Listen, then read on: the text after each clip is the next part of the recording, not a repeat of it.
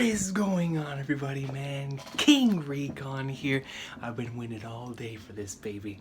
And we are here on this marvelous Sunday evening to read the latest installment in the Wano Awesome Sauce of the best-selling manga in history. Just look at this volume cover, man.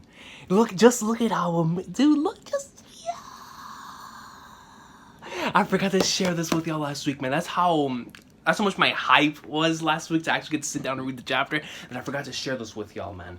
That I got this volume and it's my possession. I'm about 3/4 of the way through.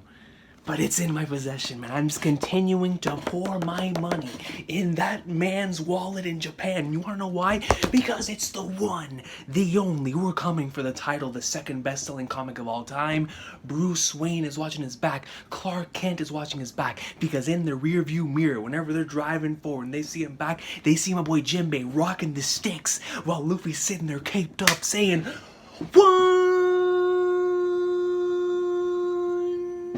peace, dog.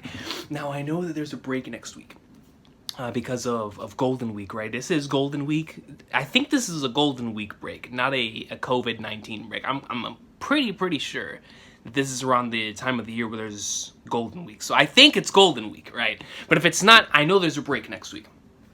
So I'm going to try my hardest to catch up to everything that I'm behind on videos-wise, which includes the One Piece anime. So if you're looking forward to the catch-up to the One Piece anime, I'm about 3 episodes behind on that, so I'm looking forward to watching that. Sorry about that, man. It's harder than Flagnar's, bro. My throat was already feeling. I was like, you know what?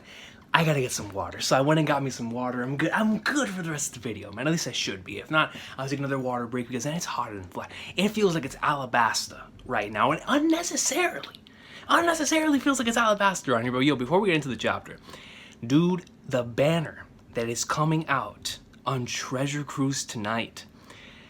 Listen, man, I need it as a necessity to get this Komurasaki card. On JP, I couldn't get the card. I tried every single time that card came up, and I just can't get it. I can't get the card. It's like I can get every other card in the game, but I can't get that one. So when that one comes out tonight, I have 43 gems ready for it, son. If I can't pull this card on Global, then I'm just not going to be able to pull it until the time eventually comes. It's going to be one of those cards that I just can't. It's like INT Shanks. You know, the one with the purple color. The Shanks in Treasure Cruise that is holding the hat with the broken Marineford behind him. I can't get the card. For some reason, it just evades me in every possible way, shape, and form. So, hoping, I'm getting Komurasaki. And I unfortunately didn't get the new Luffy or any of those cards either. So, hopefully we get some good greatness in there with the new Komurasaki, or not the new, but new to global Komurasaki card coming out tonight. I'll take Nami, man. You know, if I get Nami, the Onami version of Nami.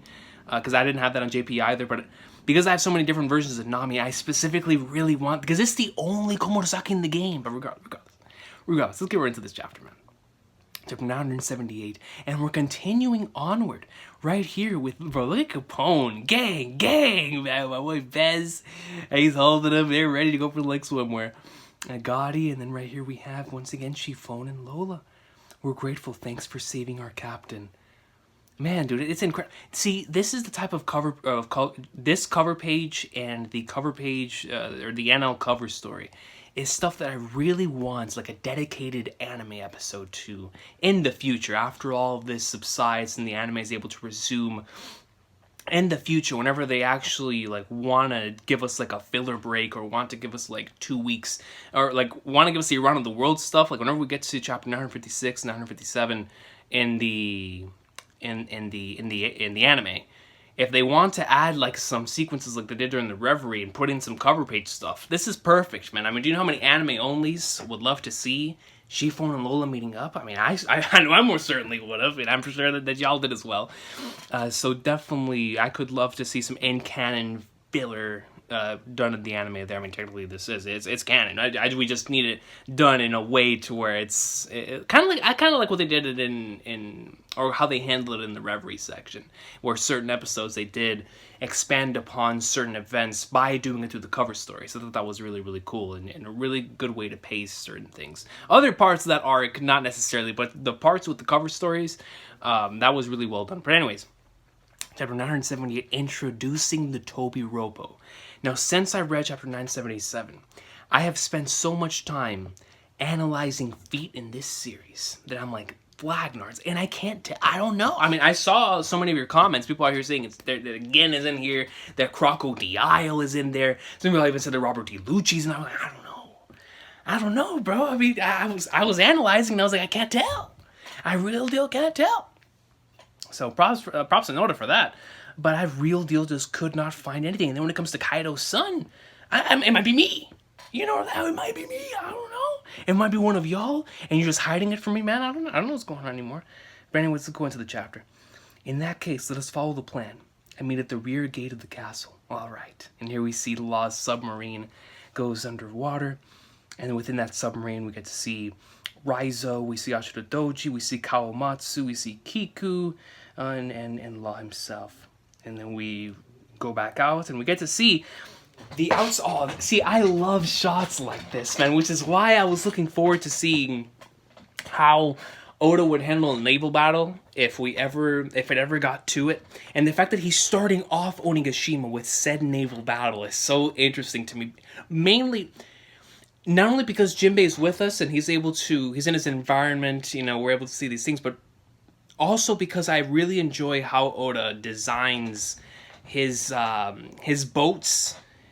I'm trying to figure out a good way to explain this, man. Like, because of my experience, or I should say our experience with the series, and how he's drawn ships on the sea before, and how he's drawn certain quote-unquote small-scale battles.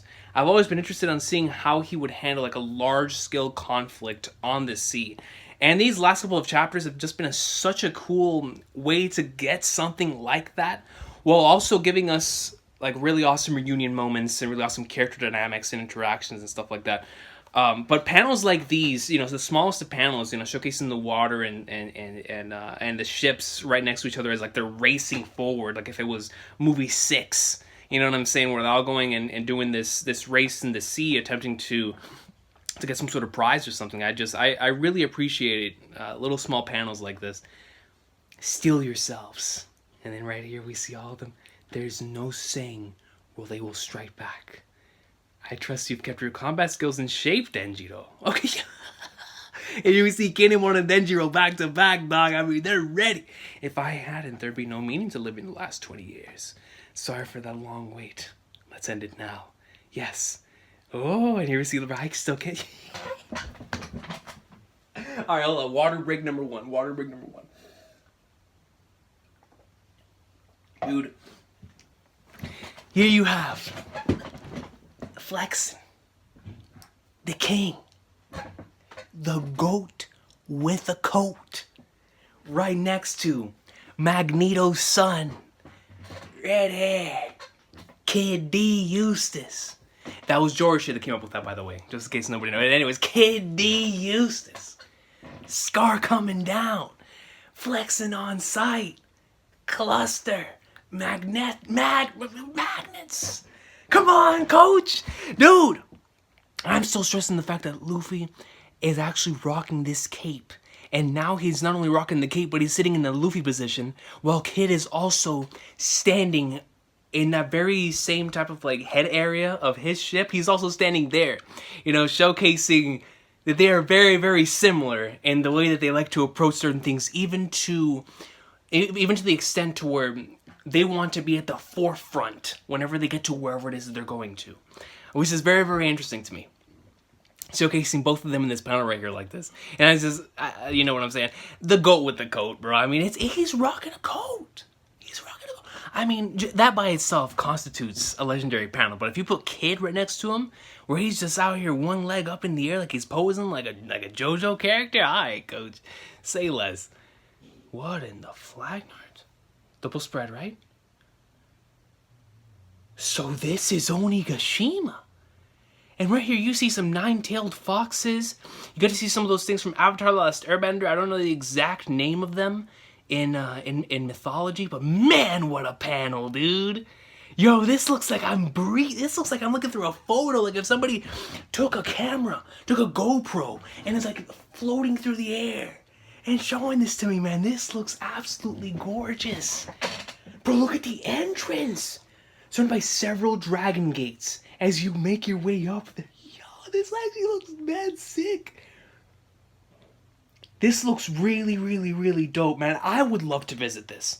I mean, of course, after Kaido's defeated, because, well, actually, no, Kaido could see me in hands. He don't want none of this. I'll pawn him. But regardless, bro, there's a massive sword on the right side with a chain coming down from the bottom. It kind of looks like the chain is invisible. You know, it just because of how all of this is shaped, it has like that supernatural type of feeling to it. You know, and the balance between life and death and whatnot, right? So right here you have this, man, I forgot what they were called, dude. And Yoshiwara and Flames, they were utilized a lot, but it's like the source of light that they have. Man, my ignorance for simple things like this in Japanese is showing here. But regardless, you have this really cool umbrella filled with these different types of things that is going through the water right here. You have the entrance, which shows two nine-tailed foxes on each side.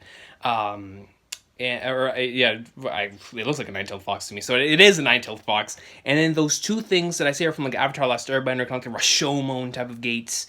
Shout out to Naruto, because if not, I would have known that. And then there you have the bridge, which I know the bridge, I recall somebody telling me in the Yukimaru, Zoro, and Killer fight that the bridge had some significance in that battle.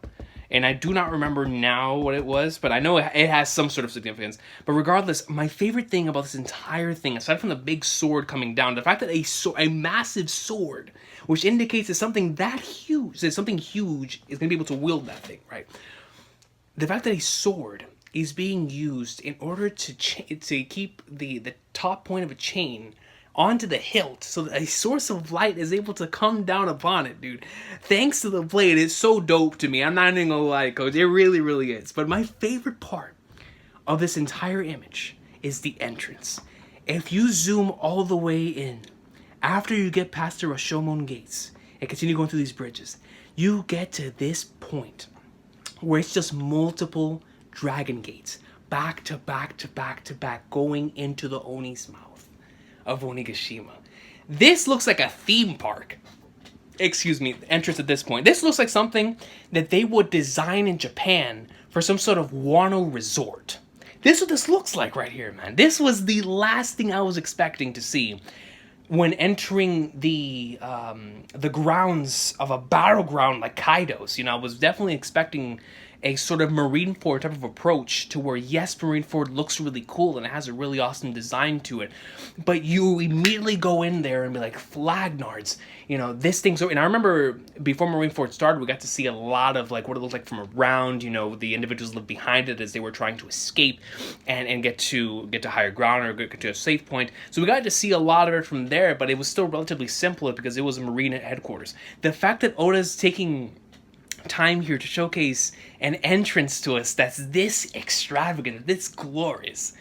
You know, I mean, it fits Kaido. It kind of does.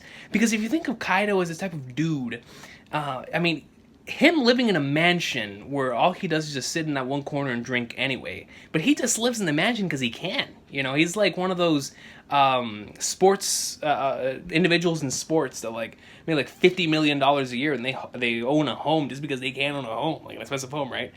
That's how Kaido is right here. My man Kaido has like hundreds of acres of land, and he decided to dedicate to multiple different references in Japanese mythology and a Dragon Gate entrance. I gotta give him props for his taste, bro. This is an incredible panel. Anyways, it's huge. I know. The very first thing to come out of my dude's mouth right here is that it's huge. Can't blame him, you know what I'm saying? I mean, it is massive, but I've never seen it before. We're in Kaido's lair. We're in Kaido's lair. Who said that? Was that Nami? Come on, Nami, dog. You can't say that with rocking orange hair like Kim Possible. And I already rock it every day. And we might as well be in a lair. It might as well be the entrance to Kaido's lair. Now that they put it in that way, I'm even more excited. Kaido's lair. It seems they haven't given a single thought to the possibility of an enemy attack. And right here we see Stomp Trump, so we see that everybody's still celebrating and excitingly going on and about the Fire Festival. And Kinemon and I guess the rest of the group hears that. They hear this music. They hear all these rumblings going around from the party. It seems they haven't given a single thought to the possibility of enemy attack. That means Kanjuro hasn't reported in yet. Our sneak attack is still possible. Oh, before I continue, dude, I can't get over how awesome this looks, dude. I really, really can't. I love the sense of scale, especially with the boats right here, with the ship. I mean, it feels huge. It feels important. It feels extravagant. It feels like the entrance. Like now that Nami says it that way, it does feel like a lair. It does feel like you're entering a villain's lair. And it's so dope to me. I don't know. I like it. You feel me? And then here we have glove-wearing Sanji in the cut, man. Surrounded by General Frankie and Roronoa Zoro. Kaido's castle is all the way in the back, right? It's farther than I expected. If they don't know we're here, then speed is of the essence. And Usopp says, guards. Was my boy Usopp able to see that with his binoculars? Or was he able to see it with his Conqueror's Haki? Because we know you might as well have Conqueror's Haki. With his observation Haki. Because I'm going to assume that we're going to get some sort of spotlight for Usopp's observation Haki within this upcoming battle. I don't know how this arc is going to go about when it comes to the battles, but regardless of whether it does go down like we've been talking about the past couple weeks, whether it's like a tag team matchups, 1v1s, or if it's like an all-out brawl, like a kingdom style type of thing, or a mixture of all of them. Regardless, I'm looking forward to seeing how Oda's going to go about each Straw Hat's strengths and weaknesses and really showcase those in battle. Specifically when it comes to Usopp, because the last time we were actually able to see him in some sort of battle, we got to see his Haki bloom before our very eyes. And I feel like this is an arc where we're going to be able to see a lot of our characters bloom in more ways than just Haki. Or we're going to be able to see them push to their limits and learn new things and or showcase new things that they might have already learned. And I feel like it's going to be a wonderful showcase for Usopp, especially when it comes to his abilities as a sniper and his abilities as somebody in the field of recon. You know, to be able to immediately pinpoint, this dude's over here, this dude's over here, this dude's over here, have some x-ray vision. I think that'd be really, really cool, especially when it comes to an espionage mission like this. I'm glad Usopp is the one with the binoculars. I mean, it's something normal for him, but I appreciate that Oda's even taking small steps like that to showcase, like Flagnard's, he sees the guards. I mean, of course it has to be Usopp, man. Let my boys see them through the entirety of Onigashima, right? You see this big, massive thing right here? Let my man Usopp see like an X-ray and just see all of them, pinpoint exactly, like Kaido's right there, Momonosuke's right there, Kanjo's right here, Kaido's son is right here, King Recon's right there. You know what I'm saying, dog? So here we see, was that ships? Huh? No one said nothing. Yeah, so he looks over, he sees ships, and the other one wants to keep partying, so he's like, screw it. Green Star sleep. Okay, I was just talking on my mind. I was just rambling. But the fact that my man Usopp, from all the way in the Flagnards, actually took them out and said Green Star sleep. It actually knocked them out? Okay. I thought I saw people there. Looks like they're asleep, no problem. Yo, so he actually did see them from afar. I thought we were going to get a sequence with him seeing them like X-ray style. He didn't even need the X-ray. He saw them, pinpointed exactly where they were. They just figured out they were there. And Usopp was way ahead of them. Sniped all of them like he was playing Call of Duty Warzone. Put Usopp in the game, coach. Let's get it. That's awesome, man. See, I thought that the most we were going to get until we actually got into the fighting was this panel with the guards. And this man actually put them all to sleep. I don't know, man. I'm sorry. That's exciting to me. That's really, really cool because what that shows me is that Oda is paying extra attention to the strengths of these characters. and showcasing exactly what they can do, especially after last week where we weren't able to see Chopper, Nami, and Usopp's abilities in action because they had that one comedic sequence while everybody else was going up in like Summer, which was an awesome sequence of panels, dude. You know, seeing all of them back to back to back go in, that was greatness. But the fact that Usopp actually got his own shine this week, does that mean that Nami and Chopper are gonna have their moments too here? I think I get the gist of the operation. But if we moor this many ships in the open, it will be absolutely certain to alert the enemy of the coming battle off the ships at once. The ships are sinking? What happened to your ship, guys? We sink them before we go. On this mission, we need no return ships. My guy said, yo, we ain't returning. Who's going home? Who's going home? Ain't no one going home. We don't need that. So they sunk their ships. Because this is a one-way ticket. This is a one-way street into Kaido's mansion. They're not expecting to go home alive. They're not expecting it, man. Dog, what a panel like Kinemon. Oh, what if we want to run away? We don't need to do that to the Sunny, do we? Oh, reminded me of Frankie's like, dog, I didn't do that to the Sunny. They can do whatever the heck they want. But this Sunny, the one who's taking us all the way to Raftail, or should I just say to Laugh-Tail? He knew that to my Sunny. We can hide a few ships, just disembark and don't worry. I suppose this speaks to how serious these samurai are. Don't get spotted.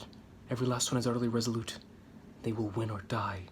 Nothing less will suffice when challenging the emperors of the sea. They will win or die. Nothing else will suffice when challenging the emperors of the sea.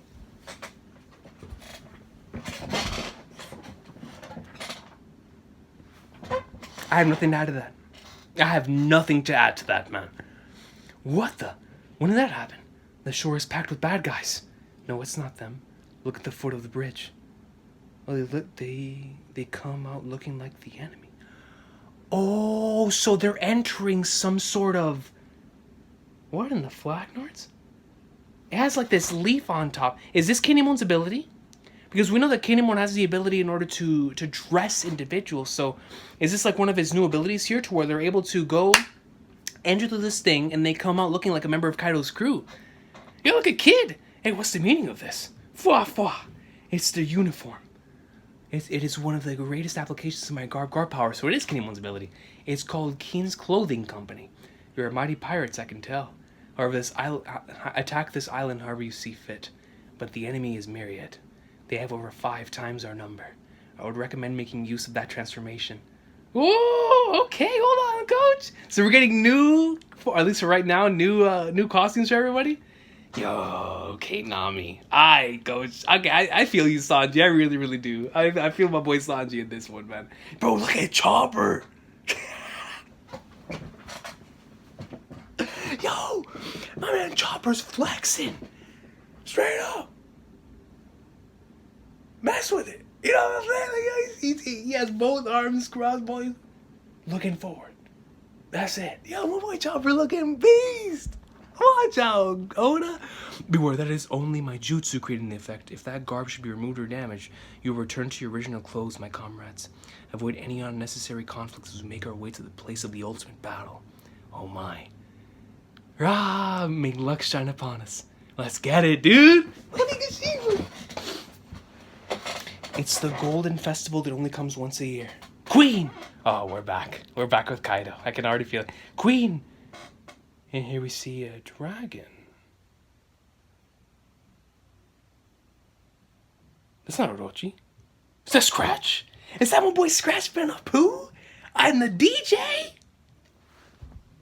Yo, he's going in. My man's playing DJ Hero, son. Oomph, oomph. Okay, DJ Scratch. But this dragon sighting right here is very fascinating to me because that is definitely, most certainly not Orochi, right? Which means that what I was told last week, because when I saw that panel, I immediately said that was Orochi. But someone in the comment section told me, Recon, that is not Orochi. That is someone else. So then my individual might be right, because this definitely does not look like Orochi's dragon. Whatever. We'll continue moving forward, but that is a panel to look back to whenever we read this chapter. Kept you waiting. What are you, Solid Snake? Queen! Oh, snap, here comes Queen, bombastic Queen. If I get any thinner, I'll steal your hearts. So I choose the way I am. I stay funky! We get a double-page spread right here with everyone. It's a party panel for the Fire Festival, and my boy Queen is killing it, son. He's got a dragon behind him. This is an excellent panel. This looks really, really good, dude. Okay, Onigashima, let me hear if y'all are feeling it. Waiters, woo! Pleasures, ah! Gifters. Oh, oh. Yeah, you see them all going up like super, dude. Those blessed with powers. Man, dude. Those who lost the bet and laugh. The pleasures. The headliners. And here we see some of the headliners. Tobi Roppo. And you see nothing. You hear absolutely nothing from Tobi Roppo. He's doing the Hulk Hogan too, dog. I mean, Queen is just... And he gets a dead crowd in response. Just kidding. They never chimed in on one of these anyway. Yeah, ha ha ha. I gotta love Queen, man. Ignore those arrogant punks. Forget them. Where are my monsters at? Numbers! Numbers. You're all over the place. Now let's go to Orochi's forces. First up, the elite samurai Mimiwari Gumi? Where's my boy Sasaki Saburo at? Nobume? The ninja Oniwabanshu. And there's Orochi. Confirmed that dragon is not Orochi. I mean, it was pretty much confirmed because he didn't look like him, but now 100% confirmed. Because we see Orochi right here. And I hear we get some special guests in the house tonight. Big Mom's children. Which ones? Which ones? Stupid Queen. He's ever so obnoxious. He just called the Tobi Roppo arrogant punks. Why the nerve of that beastly man? Is this another one of your weird trends? Stop talking like that, it's embarrassing. Oh, pay, sweetie. You don't have to be ashamed. Don't call me that. I'm just spitballing. But if Queen were to die, say tonight, who would be the next lead performer, you think? I'm guessing you think it's yourself? I have no interest. Look at Drake! If you're dropping out as a candidate, that'd be great. Pay. Can't hack it either. You're dropping out too, right? Ulti? Page 1! He survived. Page 1 managed to survive the onslaught by Stealth Black Sanji. So you gotta give him props. You have to give him props. And I guess he does live up to his name, and it does add credibility onto the fact that these guys are a strong force. Because if Sanji, and granted, he didn't go all out in that battle. He basically just did a couple moves and just, eliminated him on sight. But the fact that he's still alive and kicking and still part of this group does showcase that these guys are on that level. Like, these are individuals that we have to look out for. So Page 1 is here. Ulti's design is very, very fascinating. Look, she looks like a Kubo type of character in this panel. Who's who? You little brats are so annoying with your screeching. This person's name is Who's Who? That's interesting. Black Maria. Are we playing Human Echo or are we reading One Piece? Alright, and my Human Echo fans out there, you'll know what I'm talking about. Oh, I love Uli when she'll snap at anyone. Black Maria's huge! Why did they call us here just to make us wait? Asked Drake. It said, no, this man's name was actually Sasaki? That's awesome. It said it's urgent. When Kaido says urgent, it usually means one thing. So we got Sasaki Saburo in the flesh in the One Piece verse. Another family issue then. Is Kaido stupid or something? Snap at anything but that. Tobi Roppo, Animal Kingdom Pirates, in that scene of the chapter. Yo, so let me actually look at them right here. So, Ulti actually looks very... No, I was going to say Ulti looks very large, but no, the biggest out of all of these for sure is Black Maria, who has blades in her hair, according to what I can see right here. And not only that, Sasaki appears to be a fishman, based on his teeth. Either he's a fishman or he's some sort of mixture, or that might be a part of his fruit. But I'm going to go with the fact that he's a fishman, and he has tattoos right here. Yo, Sasaki actually looks really sick. And I'm not just saying that because this is a clear reference to Sasaki Saburo of the Mimiwari Gumi, But he genuinely has a really cool design. I love the hat and the horns that come out right here. Just the teeth, the tattoos. I mean, yeah, he has a really cool design. Who's who? And this man's rocking like the Zelda eye thing in the middle of his chest. Yo, if he's a Zelda fan, you know, hey, who's who? We already know who's who. Hey, that's gotta be Link. Yo, you know what this is, dude? Who's who? Because he's rocking that thing on his chest. You remember in Twilight Princess, after Ocarina of Time. Now, if you're not into Legend of Zelda, it's all gonna be gibberish, but bear with me for 15 seconds. After Ocarina of Time, we were all wondering, like, what in the flying flag nerds happened to Link from that certain timeline, right? And then Majora's Mask hit us, and we were like, man, does this connect in any type of way and whatnot? So when Twilight Princess came around after Wind Waker, because I still haven't played Wind Waker, and that's on my list, but I did play Twilight Princess twice. Twilight Princess does give us a character that appears to be Link from Ocarina of Time. And that is a theory and something that we in the Zelda community have been thinking about and processing for a very, very long time. And it does add to the weight of Ocarina of Time and the story that led towards Twilight Princess, right? Now, what I'm getting to here is that if who's who is Link from Ocarina of Time, gone past Twilight Princess, and now working for Kaido, then who's who is a goat? Who's who is a I just love saying that name. Who's who? Can you imagine?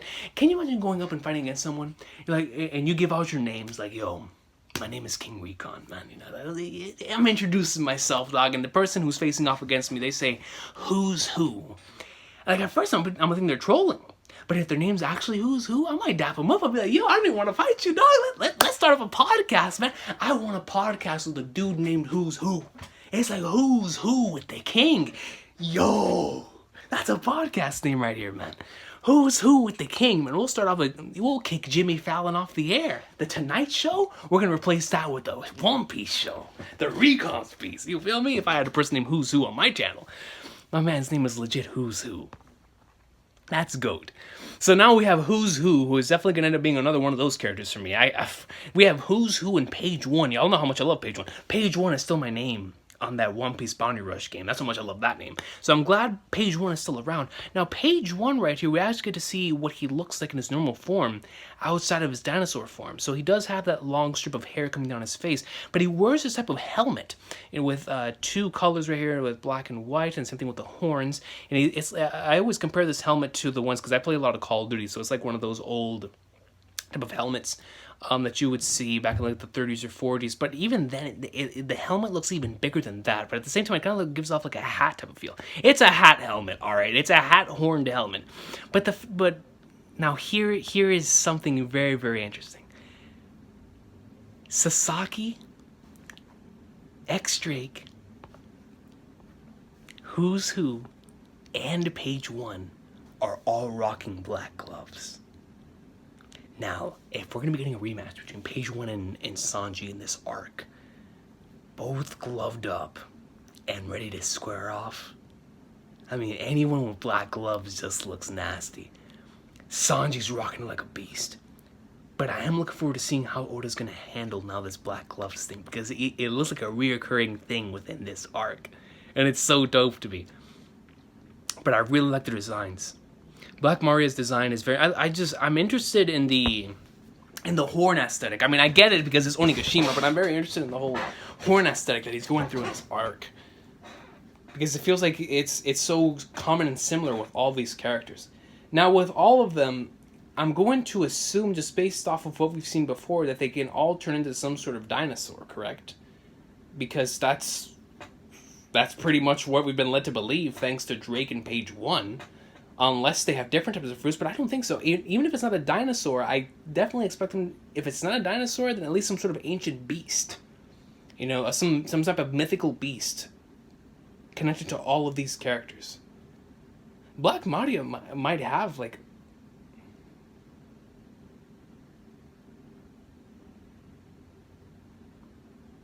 I feel like I'm going to have to go back and research my dinosaurs, just to see like which one of these would belong to who. But regardless, I like all of their designs, and I also like the fact that all of these are pretty much brand new characters, aside from the ones that we knew before. Because it's always fun to get new and interesting characters into the fray. Now, these are 6 characters. Based on the way that we believe this arc is going to go,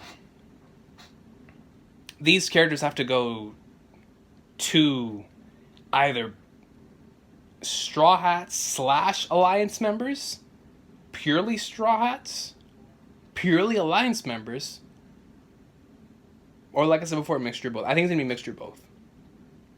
Because you can totally see, I mean, I'm going to assume that certain characters are going to be reserved for the upper echelon of the fighters. I'm not saying anything about the Tobi Roppo. I know for a fact, especially after Page 1 survived what happened between him and Sanji, I most certainly expect these dudes to be a credible group of fighters. But I'm interested in seeing which ones Oda is going to dedicate to fighting these particular individuals. I mean, just based on design, I would love for Sasaki to take on Jinbei. Just based on design, right? I would love to have Page 1 have that rematch with Sanji, but I feel like Sanji, Oda wants... I mean, I don't know what Oda wants, but I feel like Sanji, or at least for me, I would like Sanji to take on somebody from like the upper echelon of Kaido's fighters, unless Kaido does consider the Tobi Roppo to be his upper echelon aside from King and Queen, right?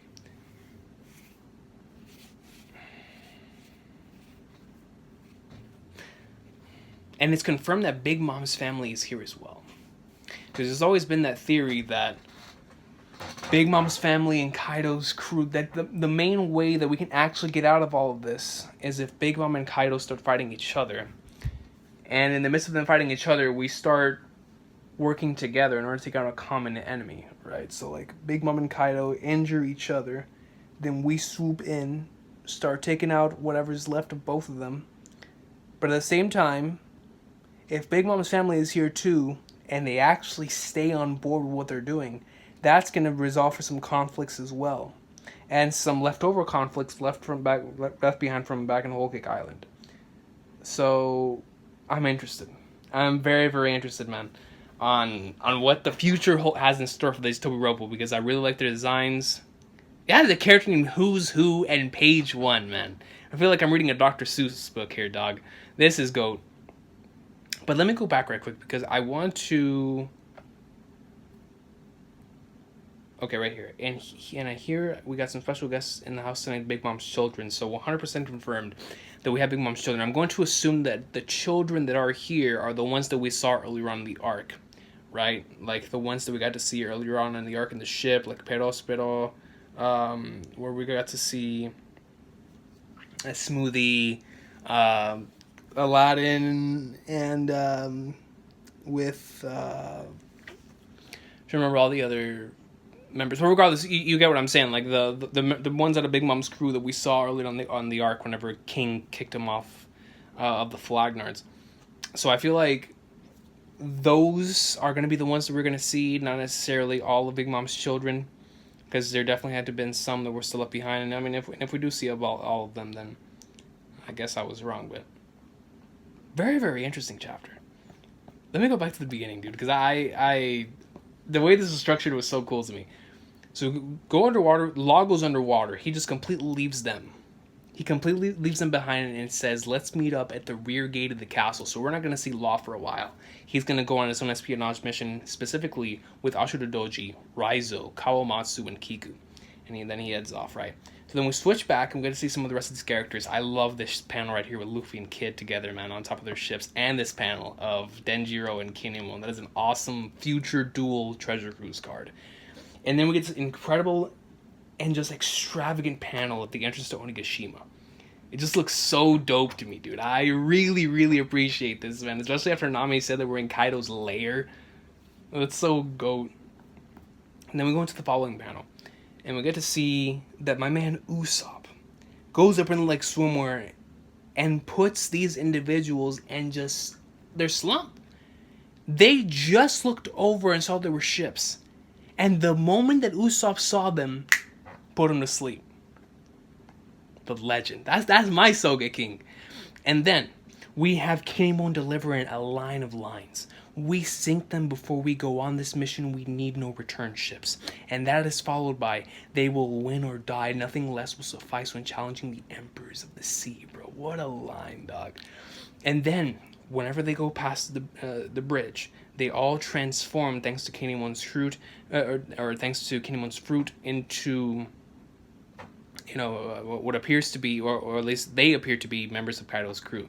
You got this awesome scene, or I should say, panel with some of the way that some of the Straw Hats look in this new garment. Chopper stole the show right here, looking mad fresh, looking like a boss.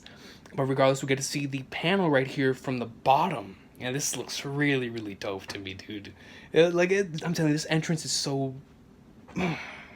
I'm a fan of stuff like this. So the fact that it was done in classic Oda fashion is just, it's so dope. I guess I have Queen with Scratch on the DJ over here, getting all funky and stuff, man. You gotta love Queen, man. You gotta love Queen. And we got to see like a reintroduction to certain like groups of characters, like the waiters, the pleasures, and the gifters, the headliners and whatnot. And then we get our reintroduction. Oh, he even says right here, "Where are my monsters at? The numbers. Where are the numbers at? I can't wait to see the numbers." So, and then, but we even though we do not see the numbers, we get an insight that Big Mom's children are here. And then let me get more of an insight into their personality right here, saying, "Stupid Queen is ever so obnoxious." And this is coming from Ulti. He just called Roppo arrogant punks for the nerve of that beastly man. This is another one of your weird trends. Stop talking like that. It's embarrassing. Ah, Pei, sweetie, you don't have to be ashamed. And I think the person who's saying Pei is...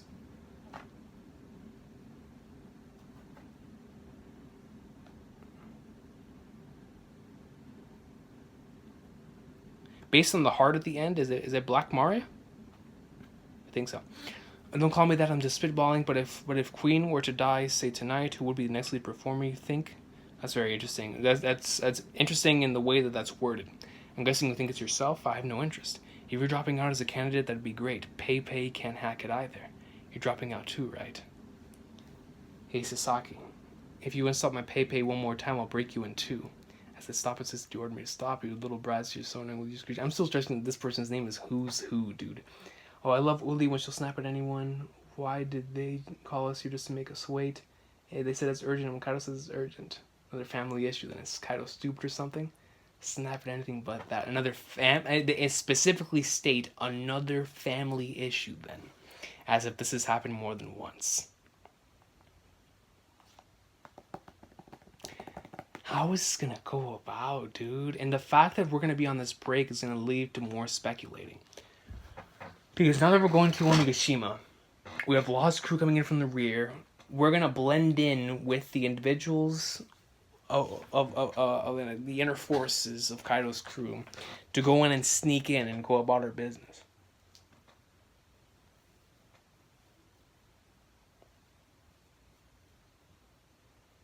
I can see next chapter picking up where we left off, seeing more from Tobi Roppo. We get more insight into what this family issue is with Kaido. See more of the Fire Festival.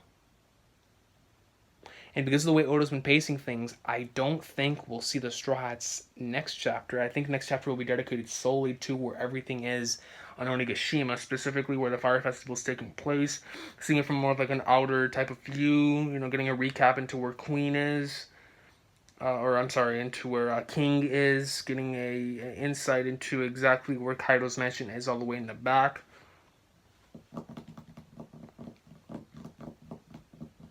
So interesting. Like, this chapter was structured in such a way to where there was like multiple different acts within this one chapter. It was so cool. It reminded me of like one of those, like Oda's done this a lot in this arc, but where each chapter feels like it has like its own short story structure to it, and that's exactly how this felt to me. It was just so much packed into this one chapter.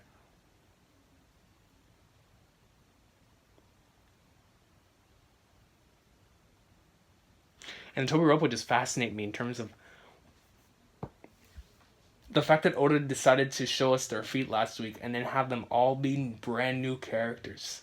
Pretty much just breaking all of our ankles there, because I'm going to assume that was done on purpose to make us think that we're about to get old characters coming back, because why else would you have feet there, right? But no, instead they're all brand new characters, and they all look to be pretty fascinating characters too. At the very least, there's some that I'm looking forward to seeing more from. I mean, Who's Who, just with the name Who's Who, and with Sasaki, and I'm pretty sure that Oda knows that his readers, at the very least, know that name from the Mimiwari. Sasaki Saburo, dog. Yo, high key, man, I really do want to see a battle between Sasaki and Jinbei, just because it's based on the way that both of them look. I think that would be an awesome battle. And like I said before, do y'all think that Roppo will all have abilities like Drake and Page 1?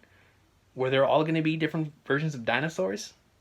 I mean, I'm not very well versed in dinosaurs, and just based on all of Kaido's crew we've seen up until this point, I mean, you know, we got to see King as being a Pteranodon, Queen, what was the name of it again? Brachiosaurus, right? And then we got to see, of course, we already know Drake in Page 1. So I'm looking forward to seeing if that's going to continue with these characters. I mean, why wouldn't it continue, right? I'm going to assume it's there, and they're going to end up being dinosaurs as well. Just wondering which dinosaurs. And then what about the numbers? And specifically, when are we going to get to see what the numbers look like, what they are, and what type of monsters they are? Because we already know they're monsters. We already know that there's some sort of beasts. But I'm fascinated, dude. I love the entrance to Onigashima, man. And the Tobi Roppo are giving off like mad villainous group vibes, and just knowing what X Drake is actually doing here, you know, playing the triple agent role. It adds so much more to his credit for me, and raises his stock value for me as a fan, to where I really, really appreciate X Drake every time I see him, ever since I found out that he's pulling everyone's, but pretty much has everybody at his fingers, you know, at the palm of his hands, as he's relaying information over to Kobe and to Sword and whatnot, right, man? And what a chapter to leave us off on, bro. Like, I know it's going to be one where I'm going to look back on and I'm going to reread. Well, first of all, just for the fun of it, because I had a blast reading this chapter. But to look back in certain panels, like those two dope spreads, one with Queen, that was an awesome dope spread. But dope spread with the entrance to Onigashima, man, you already know that the anime is going to go in on that whenever they get to it. That's going to be really cool. But yeah, man. Another great chapter. Can't wait to see more from the Tobi Roppo, and I'm looking forward to seeing how Oda is going to go about these next couple of chapters, because I highly doubt with the way that he's doing things now, that things just going to pop off out of nowhere. It feels like it's going to be a smooth sail. I mean, not a smooth sailing, but a slow uprising until something just makes everything pop off, because it looks like now we're going to get some information on what exactly, like, on some more insight into Kaido and this whole family issue that he has here, which I'm going to assume is going to lead into the thing with his son. So it feels like that might be the main focus of the next chapter.